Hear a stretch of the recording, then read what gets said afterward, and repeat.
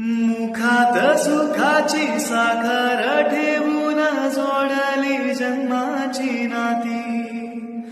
रामाच्या रूपात जपला माणूस मारुती रायाची छाती।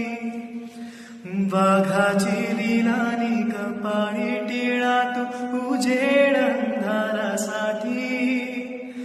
भनक भीतीची नवती भवती आभाळ रे माझ्या पाठी। सोडून किनारा मनाच्या होडीचा सारंग हरवला माझा